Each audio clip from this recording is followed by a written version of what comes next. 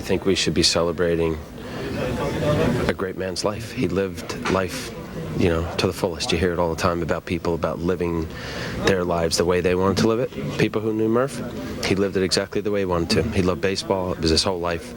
Growing up in Brooklyn and listening to him on the radio and always remembering the happy recap, and always knew when the Mets won. And but the thing about Murph was, whether you were going good or going bad, he treated you the same. How you doing? How's your family? How's everybody doing?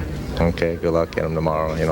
And he was this positive man to be around, and the Mets were very fortunate to have this man work for him for so many years. You were just talking earlier how, in this age of instant highlights and sort of analysis, it's a little bit sad, because he has a connection to the past of the days when you turn on the TV and he was just as much a part of the game as the players and the organization. And I think his distinct voice and his humor and his sort of positiveness is something that I will definitely remember and miss. He had such a passion for the game and such a passion for the Mets in particular. And what always impressed me about Murph is that right up till he retired, he had an incredible work ethic. He never mailed it in. He never just kind of showed up and relied on being Bob Murphy. He always worked as hard as everybody else, even when his physical frailties might have convinced him to do otherwise. And I had great respect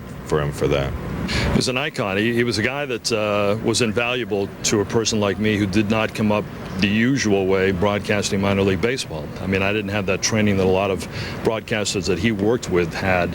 And just to watch him go about his daily routine, to watch the way he worked, to watch the way he called a game, to watch the way he brought out the great moments in the game and the dramatic moments in the game, it was invaluable, having something like that on a daily basis. It was terrific to watch.